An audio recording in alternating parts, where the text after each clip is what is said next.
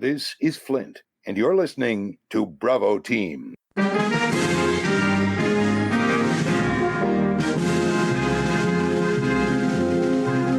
Welcome to Bravo Team, our second G.I. Joe show looking at all the secondary G.I. Joe material. I am your host, Aaron Moss, codenamed Brotherhead. On this show, I'll either be by myself or have other guest hosts joining me, looking at all the G.I. Joe material out there. We'll be covering things like the toys, the Action Force comic, the European Missions comic, the movies, G.I. Joe Renegades, or anything else that is not G.I. Joe, a Real American Hero comic, or the 80s cartoon. Come, join us on our mission to stop Cobra from taking over the world. Yo, Joe!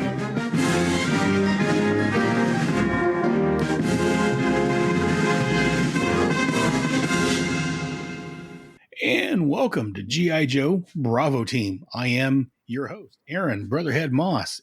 Joining me this month, I have a very special guest. Joining me once again in the studio is Mr. Jim Beard. I had Jim once before to talk about a little G.I. Joe. He did some work on G.I. Joe in the past, and well, today we're he's not little. He's 12 inches tall. Maybe your G.I. Joe. You're thinking of those other G.I. Joes. Yes. My G.I. Joe is 12 inches tall, man. He's about 3 or 4 times the size of your Size doesn't matter. Little did I know that we would be comparing size. And sadly, as usual, I don't measure up. Yeah. Well, this has gone straight to hell really quick. As it tends to do on my shows. But anyways, so yeah, we talked about some G.I. Joe last time, and now we're not talking so much about G.I. Joe, but I guess it's G.I. Joe adjacent. So, says you. Well, I guess it is G.I. It's not G.I. Joe labeled, but it is. Well, why don't you tell us? You're probably more familiar with it than I am. Yeah, you're. I mean, I kind of like that. That's kind of fun. I have a series of books out called DC Jones and Adventure Command International, and they are almost completely inspired by my love for Adventure Team. The 1970s G.I. Joe, a little bit of the 60s, G.I. Joe in there. But I want to say right here at the outset, if somebody finds what we're talking about interesting today, you don't have to really know anything about the old 12-inch G.I. Joes and the Adventure Team and all of that. In my books should give you everything that you need. But if you do know the Adventure Team and the old G.I. Joes, and that's your jam, then there's a whole extra layer of enjoyment that you might get from my books. On Amazon, you can pick up some DC Jones. Yes, you can. So it's 3 novels, and then there's a smaller short story collection. So how is DC Jones tied into G.I. Joe? It actually began life as a real G.I. Joe project. I think it was 2015. Boy, is that a long time ago? Yep. I think it was 2015. There used to be this thing called Kindle Worlds on Amazon. It was a platform that anybody could go in there and write fiction for all these different properties that they had the rights to. And then they got published on that platform called Kindle Worlds. And among, ones that I probably couldn't really name if I wanted to, I'm trying to even think of some of the ones that they had. Among all of those, they had G.I. Joe. I remember reading something about it online and saying, oh, well, that's really cool. And writing official G.I. Joe Adventure Team fiction was always in my bucket list. And I started looking into it, and I saw that everything that they were promoting for the G.I. Joe part of it was pretty much Real American Hero, which makes complete sense to me because that is what G.I. Joe has been, since 1983. My G.I. Joe lasted comparatively a shorter time. The 12-inch G.I. Joe was from 1964 to, let's call it 76, if I'm not mistaken. I think last time we talked, I think I mentioned, or you mentioned that if it wasn't for your G.I. Joe, I probably wouldn't have mine. Thank you. And I don't want to hold that over anybody, so I'm glad you said it. And I'll say, it didn't come out of my mouth, but because Hasbro wanted to have something to compete with Star Wars, and so they had G.I. Joe just laying around, so they brought it back in a smaller size. So it's definitely, well, I say I never was into G.I. Joe when it was the 12-inch figures, so that's why it's not for me. But well, you're very young. I can understand that. You probably weren't even around then, were you? yeah, I was born in 69, so I was. Okay. You're 4 years younger than me. Okay. I didn't think you were that much older than I am. What's funny is I got my G.I. Joe at Christmas of 69. Very nice. Yeah, my astronaut G.I. Joe. So I looked everything over and it looked like it was going to be Real American Hero. And, that was after my time. So I actually sent an email in a press release for the whole thing. There was an email address for the representative at Hasbro that was kind of, the go-between between Kindle, Amazon, and Hasbro. And I emailed her and I said, I looked over everything and it's not really clear. Does the license include all of G.I. Joe, ... For example, the 70s Adventure Team. And she contacted me pretty much right away, got right back to me and she said, yes. She said, the only thing that you can't write about and publish anything about is and at that time, I think it might only been one movie, the movie, G.I. Joe, the movie. If I'm not mistaken, I don't think it was 3 movies at that point. I think it was just the one. No, at that time it was. Was it 2? No, it was. I'm trying to think when Rise of Cobra came out. Rise of Cobra came out in 2009. Okay. So Retaliation might have been out. Okay. Well, okay. What she was saying is because that involved other people and, the studio, right. And there was some proprietary stuff that was involved in the film that maybe Hasbro didn't actually have rights to. They said, you can't touch it. And I said, fine, I wouldn't touch it with a 10-foot pole. Yeah, and Retaliation came out in 2013. Oh, okay, cool. Okay. So I was just floored. It was like, here's my opportunity. So long story short, it took me an entire year. Wow. To get to it. I mean, you know what? I think what it was is it intimidated the crap out of me. I can see that. And I finally knuckled down and came up with a plot, and I wrote what we call a novella.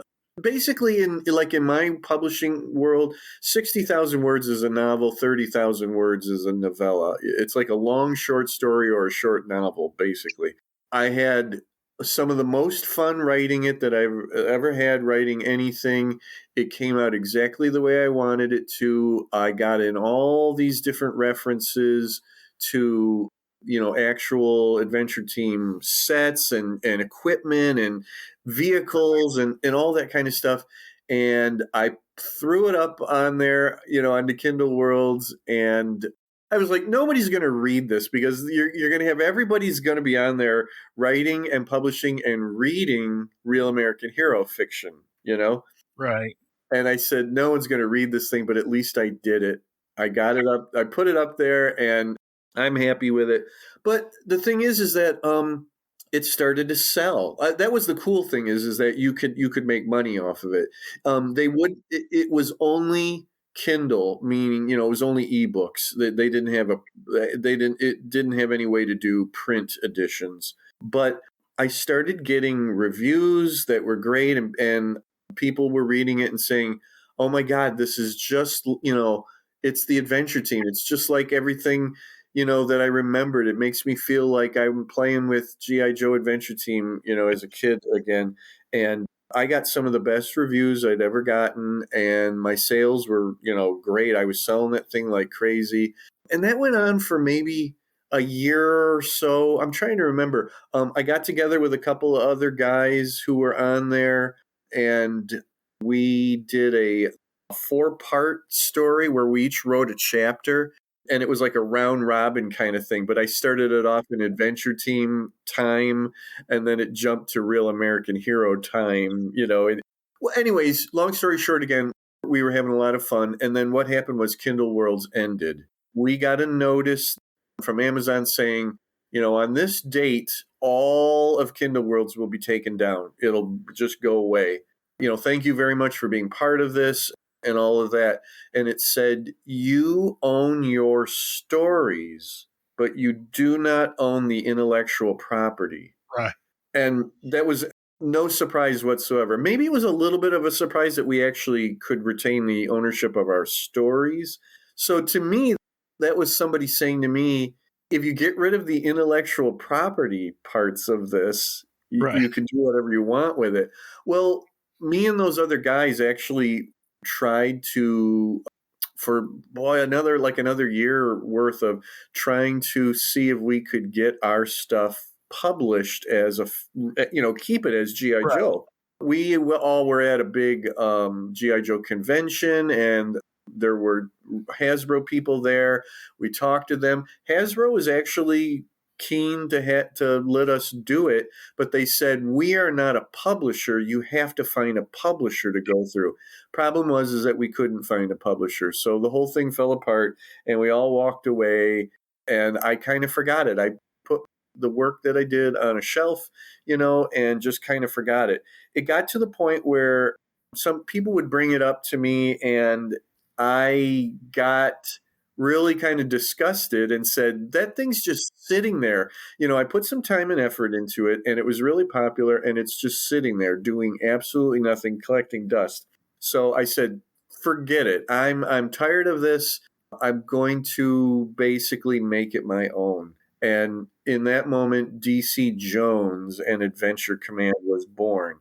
It's not just name changes. There's a little bit more going on. I took that original novel. A lot of that was, yes, I changed the names of everything. I came up, well, actually I kept some of the names because you probably already know this. Adventure Team was not like Real American Hero. Adventure Team G.I. Joes, they were all G.I. Joe. Right. Literally, their names they were all just G.I. Joe. If they had individual names, it was because kids would give their G.I. Joe names, but in official material, which there was no official material really, they were just G.I. Joe. I don't know, you imprinted yourself on them, I guess. It's not like Real American Hero where they go into great detail, obviously. I mean, great detail of their names, where they were born, what school they went to, and all of that. Yes. So back in Adventure Team time, there was a Viewmaster set, and there were these comic book and record sets. Those, in order to be able to actually not have to have a whole, like 5 guys all called Joe, in the thing, they actually gave them some names. Oh, okay. And, maybe not so much personality. So the little booklet that came with the Viewmasters, there were 3 or 4 stories that were going on in there, and the booklet had different names. So I took those, and it's kind of obscure. It's, again, like the toys themselves never had those names. But I was inspired by that, so I took some of those, and then the characters that didn't have names, I gave them names of my own. I kept all of that stuff. Then what I did is I expanded upon it. So that was a novella. That was only 30,000 words. I took that short story and I really kind of changed parts of it because that was supposedly the first chapter of a bigger story. And then I wrote a whole new short story. So I had a full book of, a novel length book at that point, and published it. And I said, it's the first of a trilogy.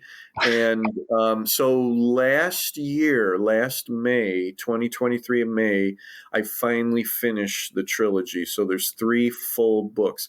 The first and second books are both have a novella and then 2 short stories, and they kind of link up in some ways.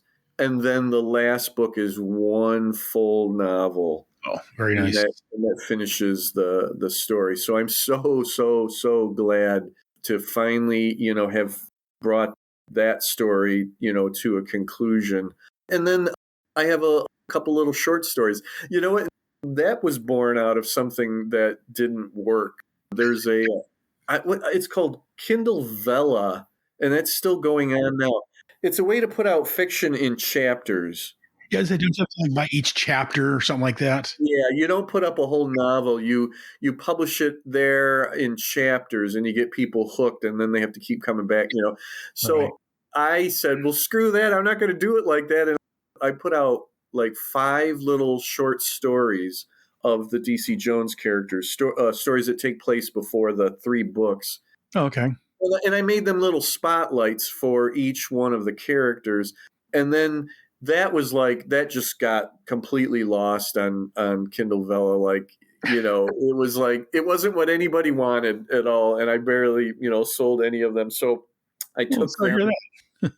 I wrote a new 6 short story, and then I published it as like a slim kind of a volume, a little addition to the other novels, and that's where things are today.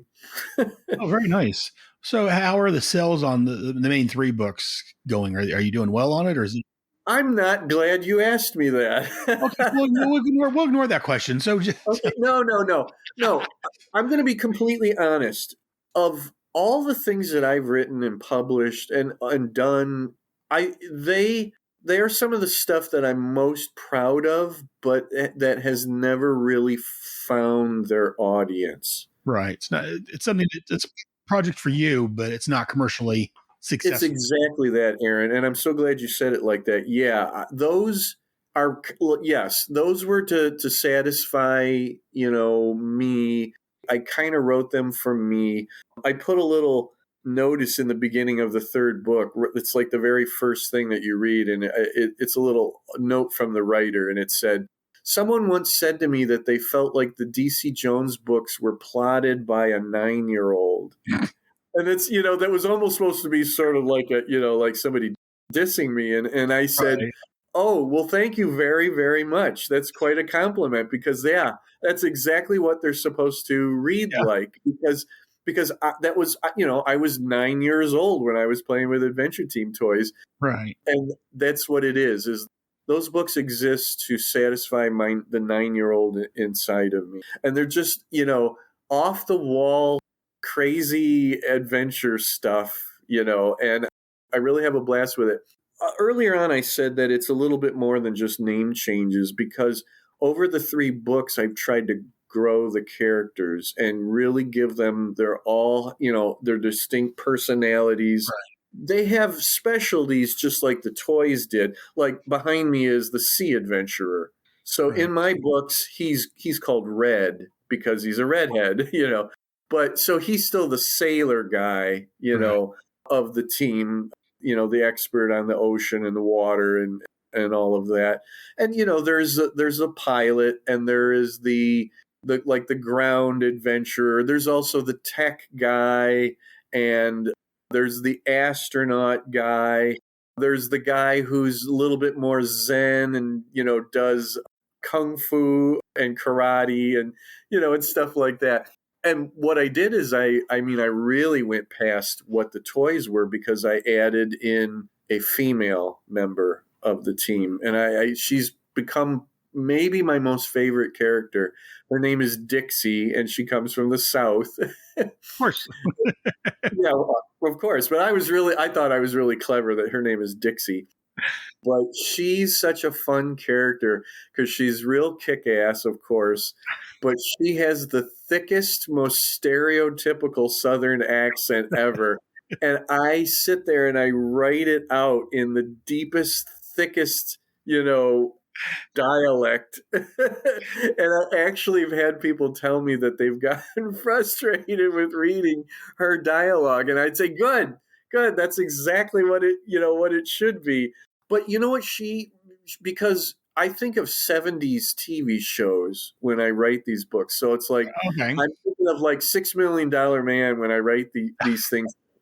The 70s TV shows like that were filled with like they always had there was always like a very stereotypical Southern character, that would show, obviously Right. like Dukes of Hazzard, there was lots of them, but, with just that the real deep twang, in their Yeah. voice. So that's what Dixie is. And I'm really, really proud of her. She's a really, really fun character. And she's gone from being a recruit to gaining full membership in the team now. And she's very respected by the guys, That's another little thing that I have going on, is that there are always recruits coming in. And there's been 3 so far, and they've all almost pretty much come to no good end. Whoops. It's really hard to get into Adventure Command. That was inspired by the Viewmaster had a thing about recruits in it, that they were at the training center, which was one of the toys that you could get. Right. So the first one is a guy named Mike, and something happens to Mike. In the second book, it's Diego, and that name came from the Viewmasters. And it's terrible. I'm trying to think of who it is in the third one.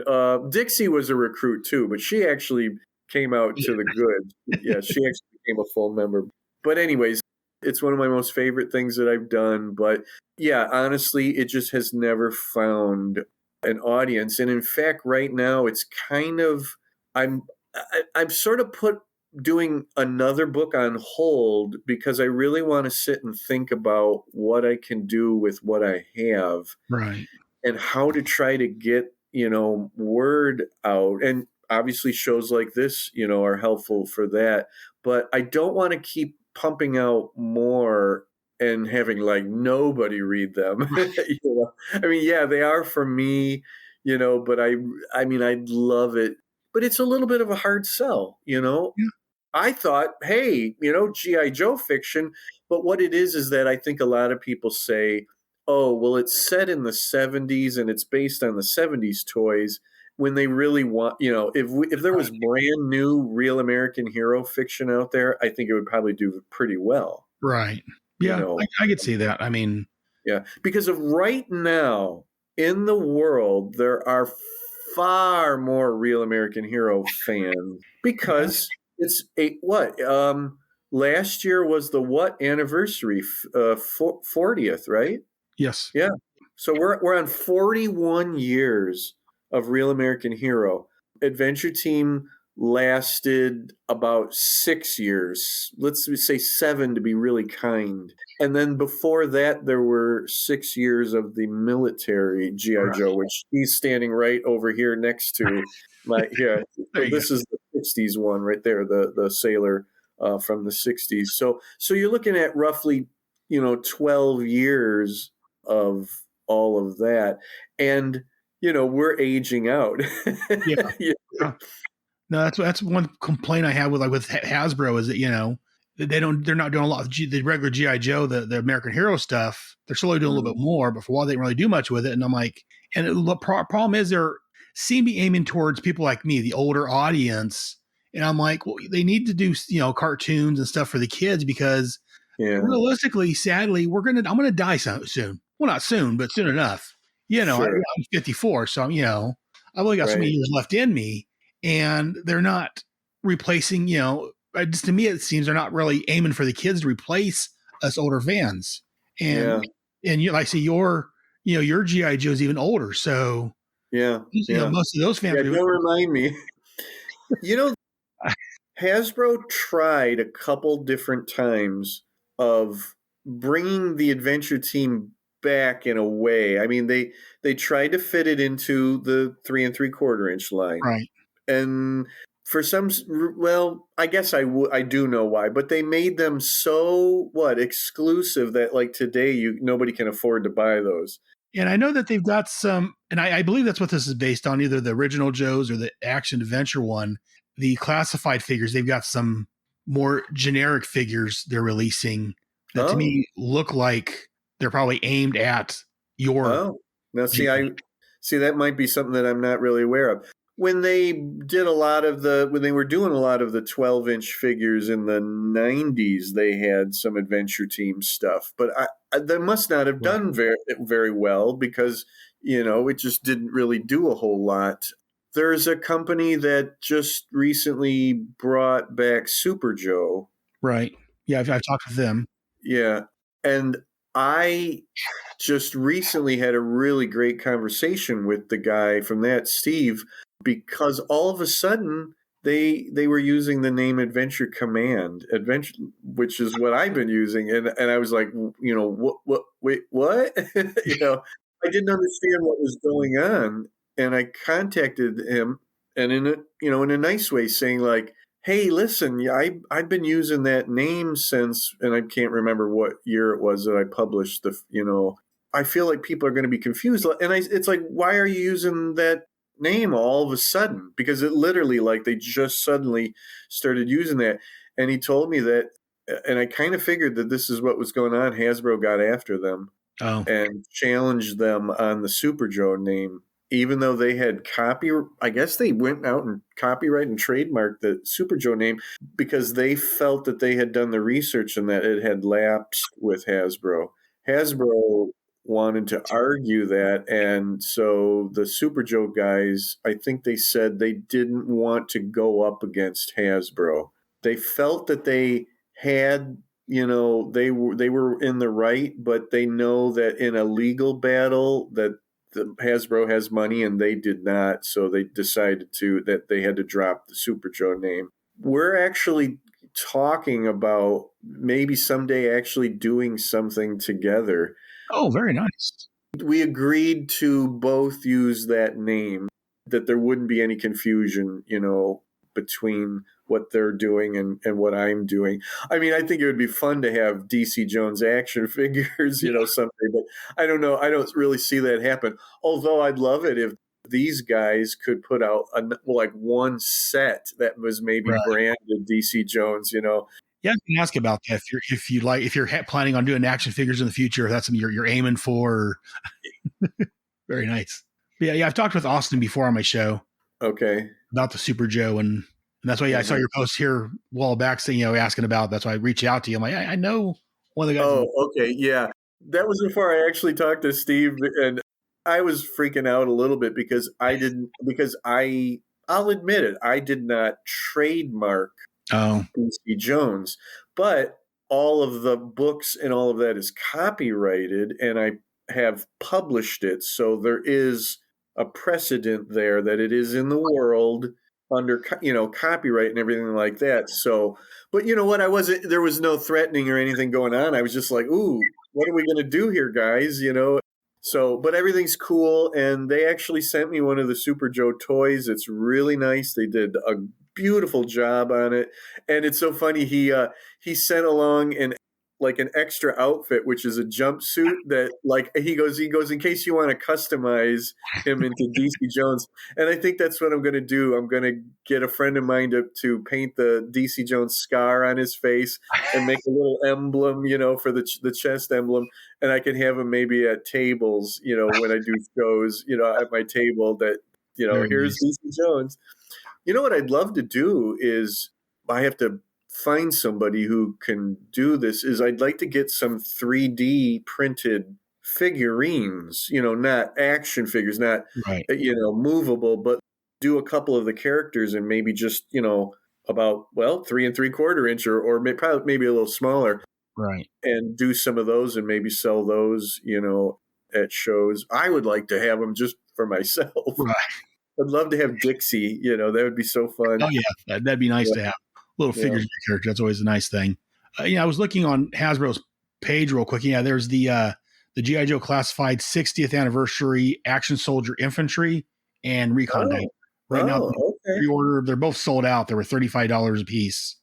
60th anniversary, right? Okay, so what am I saying? This is the 60th anniversary this year. So it's go back to that. So okay, I will go and look that up. Yeah, so they're emulating the Soldier, because the Soldier came out in 64 and lasted until kind of more 68. 69 was a transition, and that's where I came in. That was when they started to think, we better put this military stuff to the side. Vietnam War was going on. Yeah. They were worried about parents going, oops, I don't want to buy soldier toys for my son, and all of that.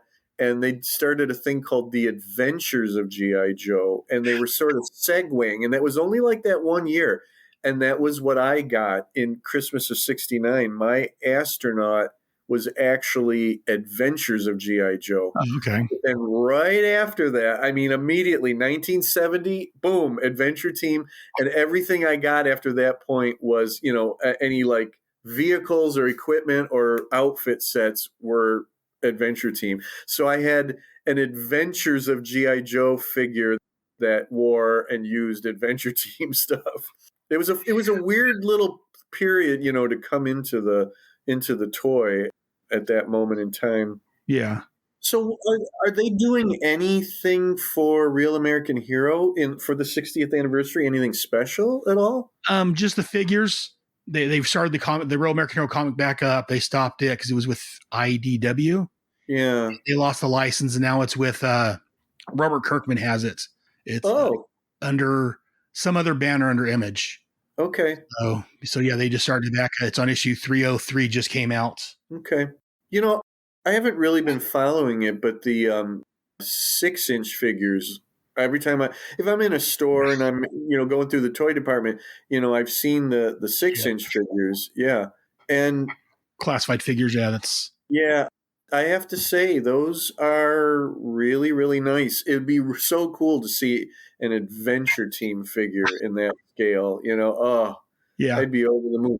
But the problem is that what they would do is they'd make it all exclusive, limited edition exclusive stuff, and I get it. They can't mass produce Adventure Team right now because they'd lose on it. No, but, there wouldn't be enough people to buy it. So it always has to be real kind of elitist. They think we old guys have all the money.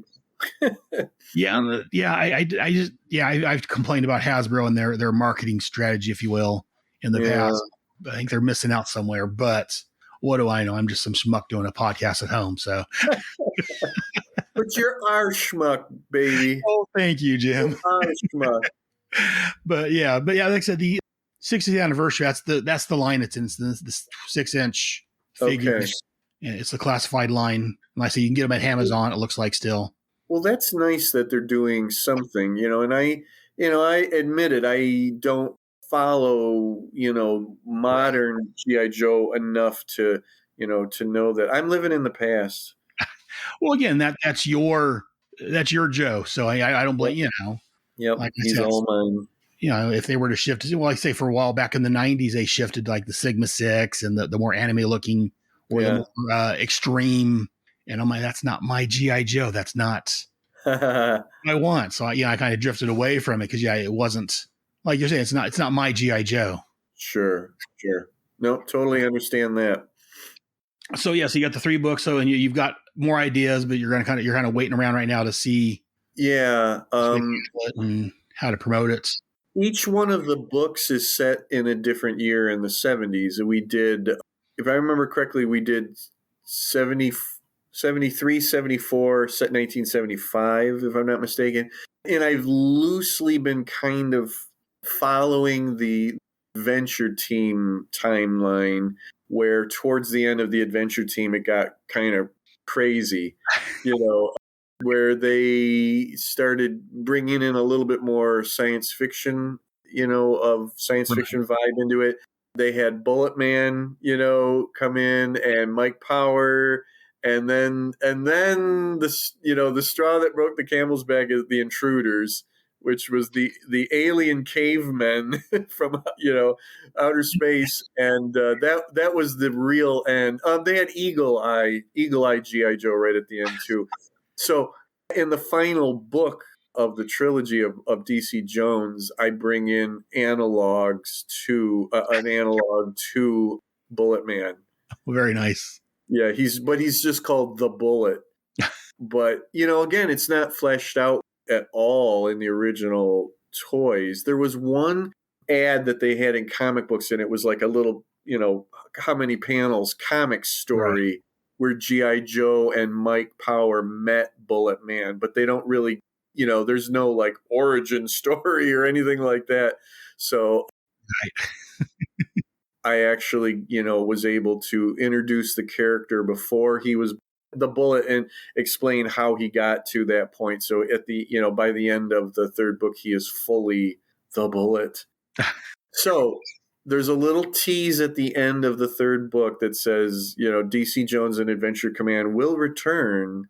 And then I put in the Invaders. So if I continue, on, the next thing will most likely be my take on the Intruders, except they're just called the Invaders, which, yes, that was the name of a 1960s TV series, The Invaders, but that's okay. That's, it's when you have words like that people recognize, it sometimes makes it a little even more special, because it makes it remember the TV show or something like that. Oh, yeah. But I want to sell more of these, the books that exist before I continue on. Yeah. Well, I want to know that, people like them and enjoy them and are hungry for more of that. We do not write in a vacuum. Right. And publish in a vacuum. Well, it's the same way I feel on my podcast. I don't think not a lot of people watch or listen to it, but I do like I said, I do my podcast for me. I enjoy talking about this stuff. And like I say, the G.I. Joe, when I get, it gives me once a month or so I can talk to other guys about G.I. Joe. Good. That's important. But I like when other people listen or respond back, but I would still probably do it just because it gives me a chance to talk about G.I. Joe. So I understand where you're coming from completely. It's something you're doing for yourself, but yeah, if other people like it, that's definitely a plus. Yeah. So you can get them on Amazon. Where else can you buy anywhere else? Can you get the? No, on Amazon. If I'm not mistaken, it's probably on barnesandnoble.com. It's like magic. You put something up on Amazon, you publish something on Amazon, and then all of a sudden you see that, oh, well, it can be, you can buy it on barnesandnoble.com. Sometimes you can even go to like Target.com or Walmart.com, and somehow they can be ordered through there. I suppose it's that Amazon just has some sort of deal that when you publish through what they call Kindle Direct Publishing, KDP, which is their publishing arm of Amazon, it automatically goes, it also ends up on Goodreads. Are you familiar with the site? Yeah.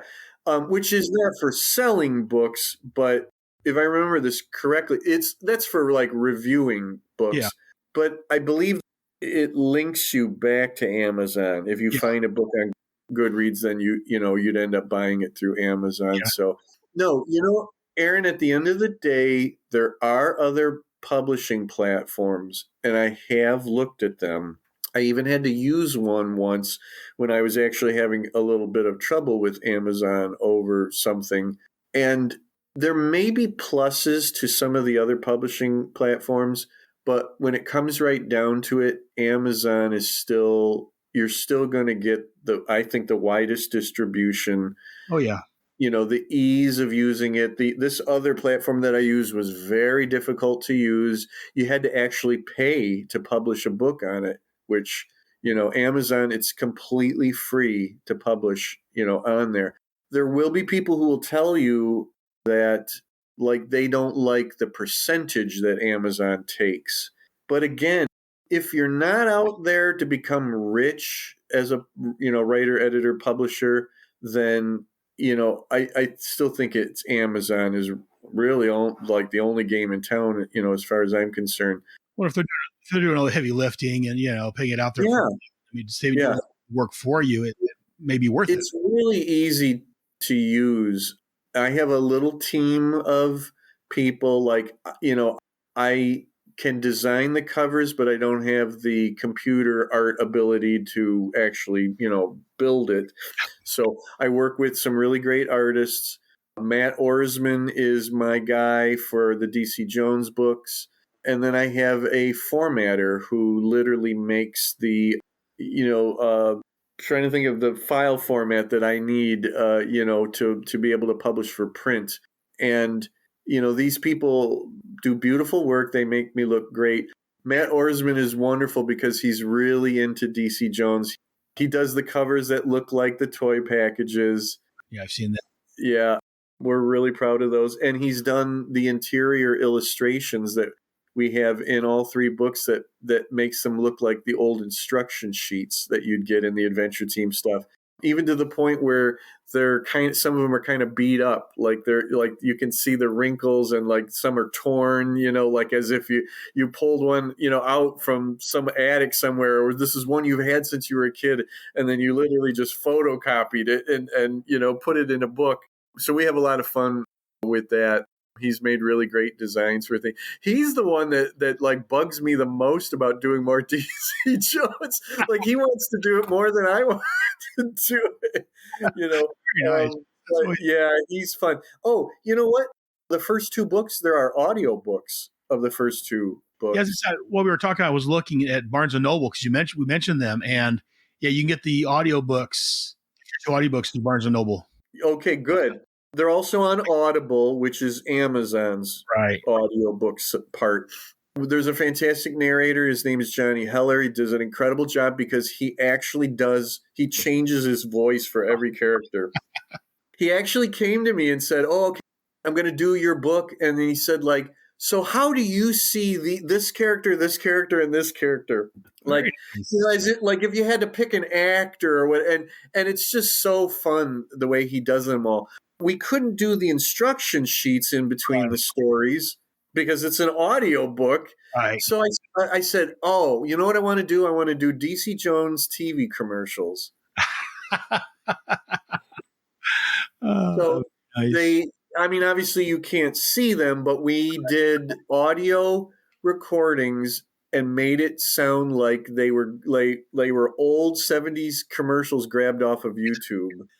And I wrote the scripts for them, and Johnny actually put together the ones for the first book, and then I did the ones for the second book. For the second book, we actually also recorded the DC Jones theme song.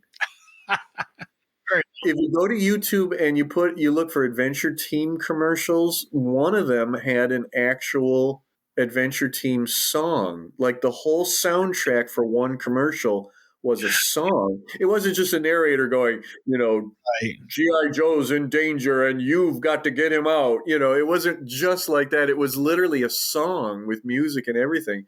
So I had a musician friend of mine write and perform and record the music for a theme song, and then he and I sat down and I recorded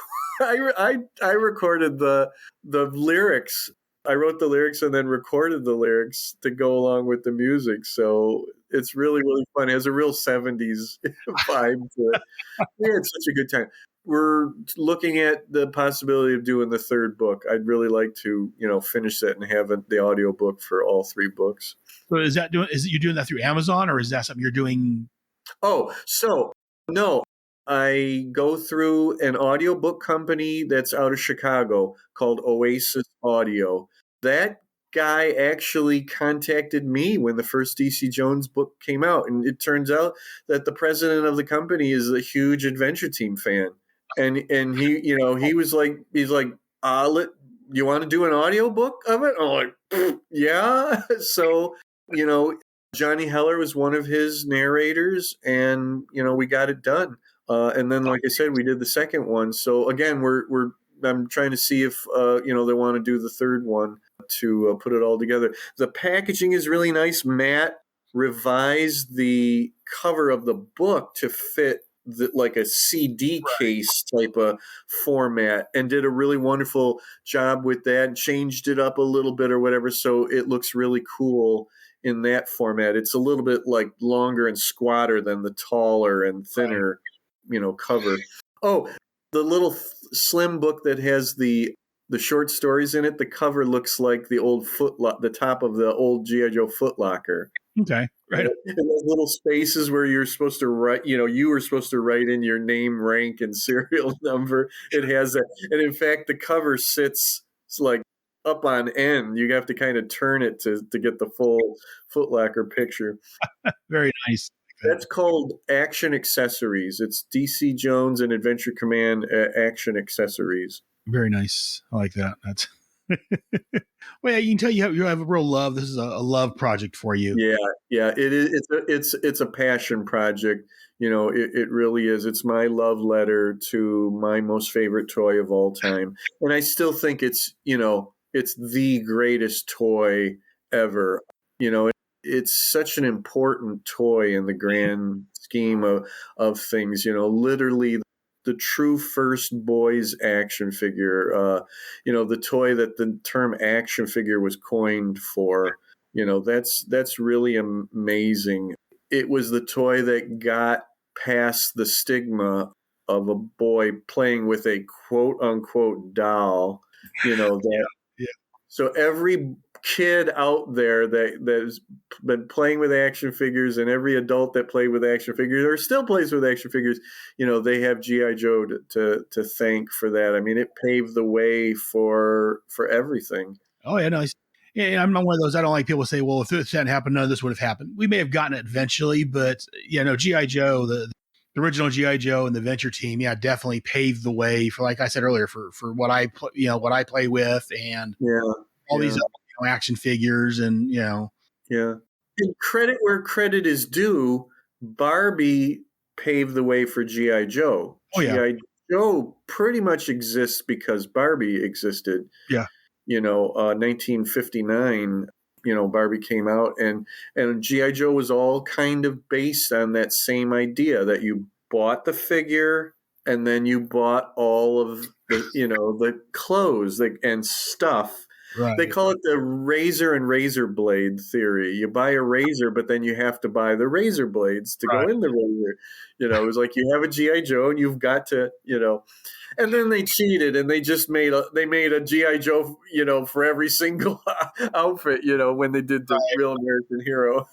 Yeah, well, they changed it from, instead of buying outfits, you have to buy each new Joe, and of course they was even personalities, and Larry Hama, went a lot of work and put the file cards together and give them backgrounds. But definitely it all streams from Barbie, but through that it goes into GI Joe, the original 12-inch figures, which is the grandfather, if you will, of what we have today. So no, definitely, it's not my GI Joe, but I definitely give it props. And there's no bad talking it, because I mean it's.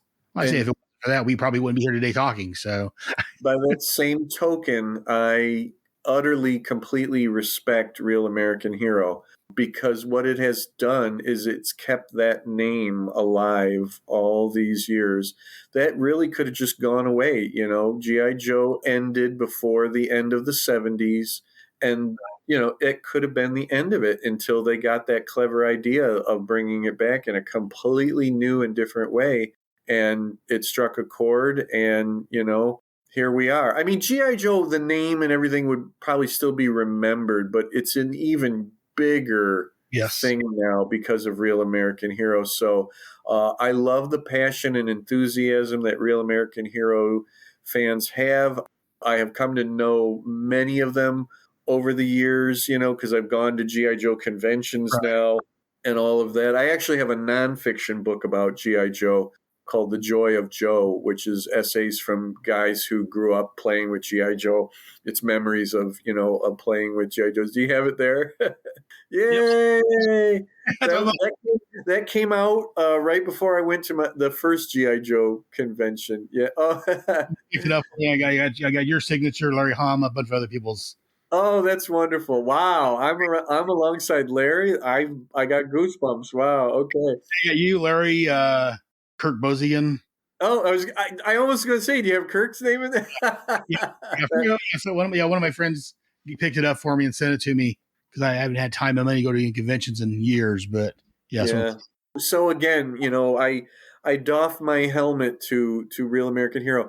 And there is a nod to Real American Hero in the DC Jones novels. Oh, very nice. Yeah. It's something that years down the road, past the time of DC Jones, could become some things from Real American Hero. It's almost like the foundation of Real American Hero things was started in the 70s, in a way. So, more power to all you Real American Hero fans. like I say, yeah, it takes all, both of us, both the original Joes and the Real American Hero, it all comes together. And yeah, and since we're both adults, we can, compliment each other's, Joes. And, it's not a matter of, well, mine's better than yours. It's no, without one, you would have the other. And, the other one keeps the original one alive. So, yeah. And listen, when you've collected every single Real American Hero thing, there's nowhere to go except to start collecting the 12-inch figures. Yeah. Although it makes me wonder if there are any guys who did that the other way around, like they've collected all the 12-inch stuff, because there's a limited amount of that things. There's only so many years worth of it. It makes me wonder if they went on to become, to start collecting the later stuff. I'd be curious to find that out. Anyone listening, if you haven't read it or picked it up, definitely look for The Joy of Joe. That was a great book. I loved it. There was stories in there, brought a tear to my eye, something that made me laugh. So it was just a fantastic collection. Thank you, sir. I really enjoyed it. I'm very honored to hear you say that. We did our job right. Yes, I've got it on my shelf here in my office. One of the few books I got signed. So, but. So is there anything else about DC Jones you want to talk about? Anything else that needs to be brought up? I don't know. I think we talked about pretty much, everything. Again, anybody out there, if it sounds interesting to you, hop on over to Amazon. Amazon has samples. You can read samples. I recommend that you read the books in order. The first one is literally just called DC Jones and Adventure Command International. Second one is DC Jones and Adventure Command International 2. And then the third book is Adventure, Command 3.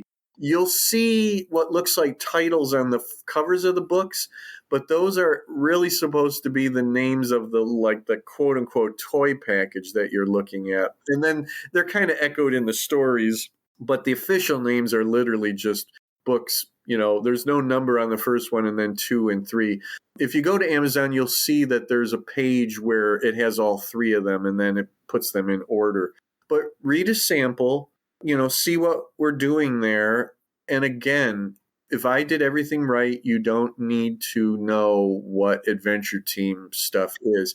It should be just a good, solid, globe-trotting story of adventure with a team of adventurers who all have different specialties, again, things that are echoed later in Real American Hero. And, there's a little bit of humor and there's, a lot of serious stuff, a lot of action, adventure, violence, and then a whole lot of equipment and vehicles, if you like that kind of stuff, and some real wackiness too. Again, you will want to contact me and say, man, who was the 9-year-old who wrote this or plotted these stories out? Hopefully you say that in a good way. Yeah. But take a look, if you don't want to take the plunge, or pick up the ebooks, they're less expensive than the print books. Although I keep the print books, I think, very reasonably, priced. I think they're like $12.99 or something like that. It's like $9.99 for the first one. Yeah, there you go. $10.99, $11.99. And if you're an audiobook fan, you can also hear, I think you can hear a sample of the audiobook too. I think you're going to really like Johnny Heller's reading of it. And, you can listen to them in your car or your vehicle as you're driving to G.I. Joe conventions. There you go. or antique malls, or whatever. But I hope that the fun and excitement that I had when putting those together comes through in the narratives and in the writing. And then if you do read them, please let me know what you think, good or bad, whatever. Leave me a review. And if that's not your thing, I'm on Facebook. I'm on the platform formerly known as Twitter. And, I'm around. You can find me and let me know what you think. The more people I hear from, the more likely that there will be more DC Jones books. So you heard them, buy them, read them, reach out to them and tell them, hey, Jim, we want more of this. That's the idea. And while you're looking, I say you've got the Joeys of Joe, you've got your Gotham City, 14 miles? Yeah. And then 3 other books about the Batman TV series. That's the Subterranean Blue Grotto essays on Batman 66. There's 3 volumes, one for each of the seasons of the show. And then the Joy of Joe, that became a series. So there are 5 total books in the Memories from Today's Grown-Up Kids series. Joe was the first one. We have one about growing up with Dark Shadows, one about growing up with all the imported Japanese TV shows that we had, 60s up into the early 90s even, and then a book about growing up with classic old school tabletop role-playing games. And then the newest volume is growing up with classic Star Trek. Oh, very nice. Yeah. I haven't had time to read them all, but I definitely like what you do. So I definitely, even ones I haven't read, I recommend anything that Jim's done. I definitely recommend it because, yeah, he's great. Well, thanks, man. Check's in the mail. Thank you, man. I'm waiting for it. No, whether it's writing or editing, yeah, you do a great job. And thank you. Again, you can tell you're passionate for this kind of stuff. My page on Facebook is called the Jim Beard and Becky Books page. Becky Books is my publishing house that I do DC Jones through, and the Memories from Today's Grown Up Kids series through that. Very nice. So definitely check out that. Check them out on Facebook. Like I say, write them and let them know, hey, give me more DC Jones. And I'm sure Jim would love to hear that. And like you said, yeah, if he gets enough people, asking for it, he'll definitely give some more stories. So definitely, I can't recommend it enough. So, and I thank you very much for joining me today, Jim. I know I've been talking for a while about getting you on, and life keeps interfering, and either between my issues or just life in general. So I find, you know what, I need to stop letting things push me aside, and I need to get a hold of Jim and get him on and talk about this DC Jones. So you were just waiting for the right moment. Well, you know what? I'm glad we did it now because, like I said, I finished that trilogy, and it's nice to be able to talk about it as a complete thing now. So, no, thank you very much. I'm so excited to be back. It's been a while, like we said, but I'm glad you're still doing this. This is important. You're performing an important service for the GI Joe community. So thanks a lot for having me be part of it again. So what else do you have coming out? Anything else you got coming out? Yeah. Right now, Becky Books is we're working on a Bigfoot fiction anthology. That's really fun. That came out of I started doing. I in the last couple of years, I've tried to start doing different types of shows than I normally did. And one of the things that I stumbled upon was cryptid conventions. Right. And I've done a couple of them, and dude, they are so fun. The people who go to them are really cool, fun people, and you don't have to believe in Bigfoot or the Mothman or anything like that, because you have people who go to it who are of different minds on it. Well, one thing I realized was the last one that I did, I said, you know what? I really need to have a Bigfoot book on my table. I do well enough as it is. So I said, okay, I'm actually going to put together a fiction anthology.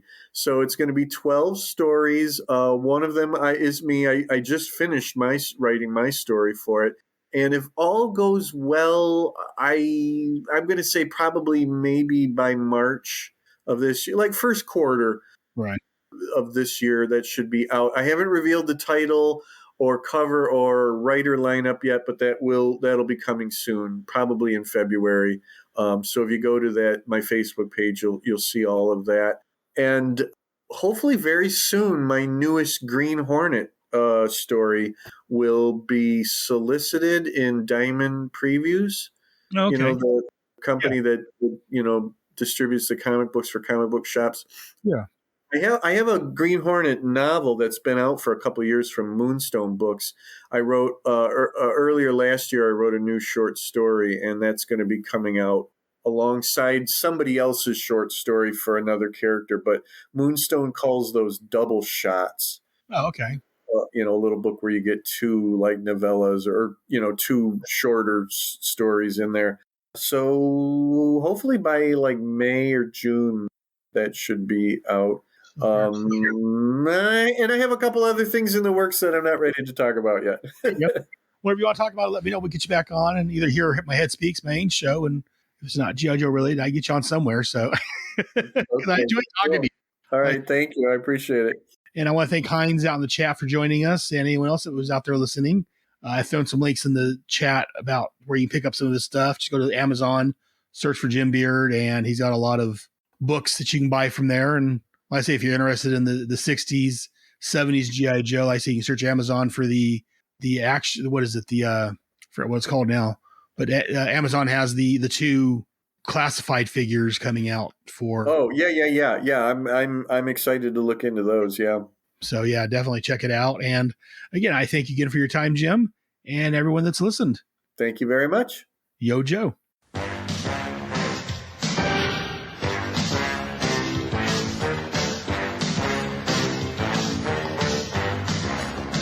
Thank you for listening to Bravo Team, a supplementary G.I. Joe, a Real American Headcast show.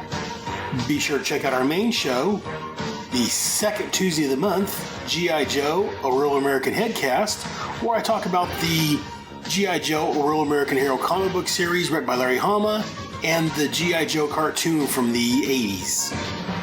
Be sure to like us on Facebook, check out our Facebook page. Just search for G.I. Joe, a Real American Headcast, under both Facebook and over on Twitter. We're also over on Google+. Be sure to rate us and to leave a review on Apple Podcasts, Stitcher, or wherever you get your podcasts from. And be sure to write in and let us know how we're doing. We love hearing from fans. You can write to us at bravoteam@headspeaks.com. You can also send an MP3 file in and we'll play that on the air. You can send that to bravoteam@headspeaks.com. And be sure to check out my other great shows on the Headcast Network, Head Speaks, Task Force X, and the Starman Manhunter Adventure Hour, plus possibly more in the future. Also be sure to check out the podcasts of my co-hosts. They have some great shows. And if you want to appear on this show, definitely let me know. I'm always up to speaking to new people. You can send me a Facebook message or you can send us an email to bravoteam@headspeaks.com. Be sure to check out our website. The main site is at headspeaks.com, but you can check out the website for this show at gijoe.headspeaks.com. Be sure to join us here monthly for another great podcast. Until next time, Joe's dismissed.